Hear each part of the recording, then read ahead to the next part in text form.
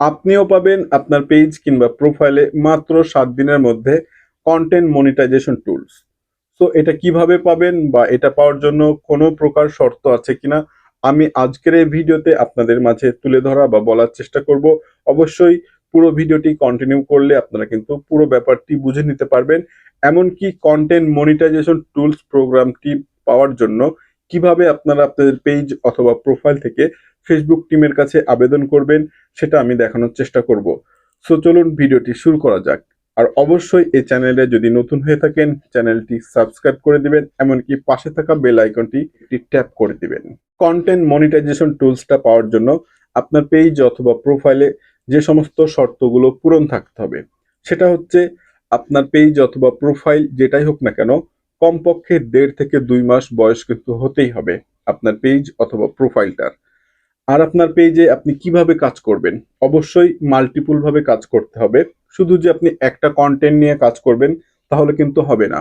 অনেক content creator আছেন শুধু রিলস ভিডিও আপলোড করেন, এর পাশাপাশি অবশ্যই আপনাকে লং ভিডিও আপলোড করতে হবে, এমনকি ফটো পোস্ট করতে হবে, আবার রাইটিং পোস্টও কিন্তু করতে হবে। যদি আপনি কন্টেন্ট মনিটাইজেশন টুলসটা পেতে চান তাহলে কিন্তু অবশ্যই আপনাকে মাল্টিপল ভাবে কাজ করতে হবে। আর অবশ্যই আপনার পেজটা অথবা প্রোফাইলটা আপনাকে সাজিয়ে গুছিয়ে রাখতে হবে যাতে করে আপনার অডিয়েন্স বা ফলোয়ার্সরা যখন আপনার পেজটা ভিজিট করবে তখন কিন্তু আপনার পেজটা দেখে তারা এঙ্গেজ হয়ে যাবে। আর একটা বিষয় আপনাকে ভালোভাবে মনে রাখতে হবে, আপনি যে সমস্ত পোস্টগুলো করবেন পেজ অথবা প্রোফাইলের মধ্যে সেগুলো কিন্তু অবশ্যই নির্ধারিত ফরম্যাট আছে, এই ফরম্যাট অনুযায়ী কিন্তু আপনার পেজ অথবা প্রোফাইলে পোস্টগুলো করতে হবে আপনি যে কন্টেন্ট বা যে পোস্টটি করেন না কেন। সো যখন আপনি ভিডিওগুলো পোস্ট করবেন বা আপলোড করবেন আপনার পেজে তখন অবশ্যই লং ভিডিওগুলো 1:1 রেশিওতে আপলোড করার চেষ্টা করবেন। এক কথায় যেটা ফেসবুকের অরিজিনাল মাপ বা স্ট্যান্ডার্ড মাপ বলছে 1:1। অনেকেই কিন্তু জানেন না এই বিষয়টি, আবার অনেকেই কিন্তু জানেন। সো যারা জানেন না তারা অবশ্যই কিন্তু 1:1 মাপ করে আপনাদের লং ভিডিওগুলো আপলোড করবেন। আর যারা রিলস ভিডিও আপলোড করেন তারা তো জানেন যে মোবাইল লম্বালম্বি করে 9:16 বা 16:9 এটা কিন্তু এই রেশিওতেই থাকে যেটা টিকটক রেশিও। এইভাবে কিন্তু অবশ্যই আপনাদের পেজ কিংবা প্রোফাইলে রিল ভিডিওগুলো আপলোড করার চেষ্টা করবেন। আর মাঝে মাঝে অবশ্যই আপনাদের ফটো এমনকি টেক্সট গুলো আপনারা পোস্ট করবেন। তবে হ্যাঁ, ফটো যে কোনো ফটো যদি আপলোড করেন তাহলে কিন্তু হবে না।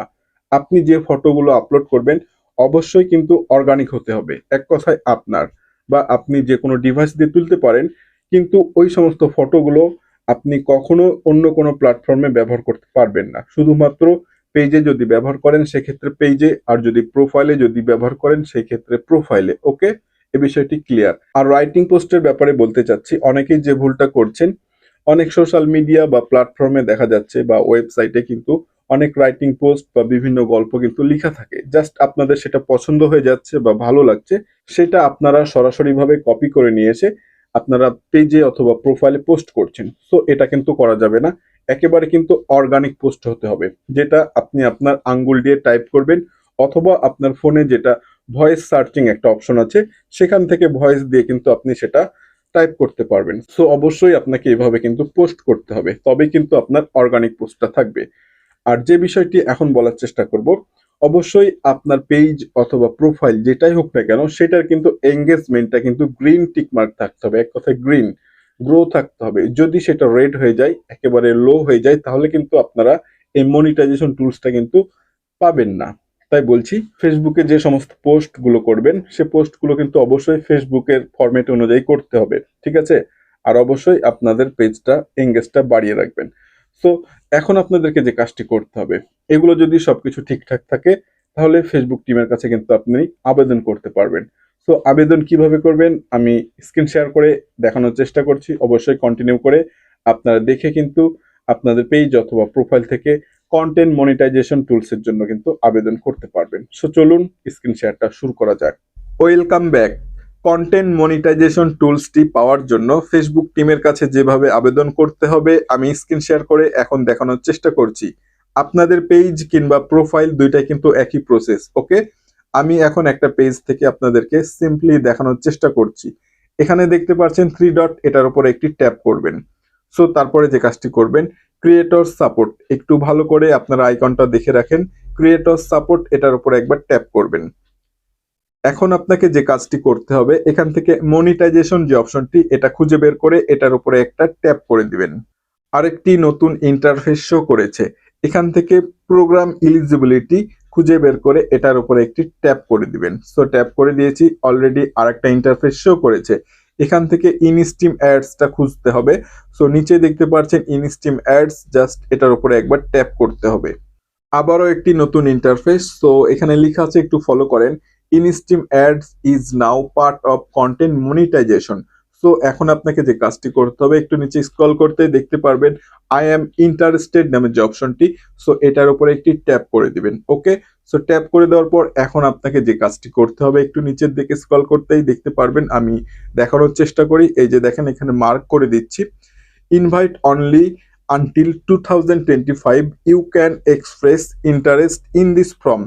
সো আপনারা ইন দিস ফর্ম এটার উপরে একটা ট্যাপ করবেন। ওকে, অলরেডি এখানে দেখতে পাচ্ছেন ফেসবুকে যেটা ওয়েবসাইট প্ল্যাটফর্ম এটা কিন্তু এখানে শো করছে। সো এখানে লেখা আছে দেখতে পাচ্ছেন tools Facebook content monetization beta interest form. So আপনাকে যে কাজটি করতে হবে, এই যে এখানে দেখতে পাচ্ছেন তিনটা অপশন, অবশ্যই আপনি এই অপশনগুলো ফিল আপ করতে হবে, মানে এই তিনটা ফর্ম ফিল আপ করতে হবে। সো এটা কিভাবে ফিল আপ করবেন আমি আপনাদেরকে এখনই বলছি। এখানে দেখতে পাচ্ছেন প্রথমে ইমেল অ্যাড্রেস। সো এখানে অবশ্যই আপনাদের পেজ কিংবা প্রোফাইলে আপনারা যে ইমেলটা ব্যবহার করেছেন বা জিমেলটা ব্যবহার করেছেন এটা কিন্তু এখানে দিবেন সঠিকভাবে। ওকে, সো তারপরে যে কাজটি করতে হবে, নিচে দেখতে পাচ্ছেন 2 নম্বর অপশন ফেসবুক অ্যাকাউন্ট ইউআরএল।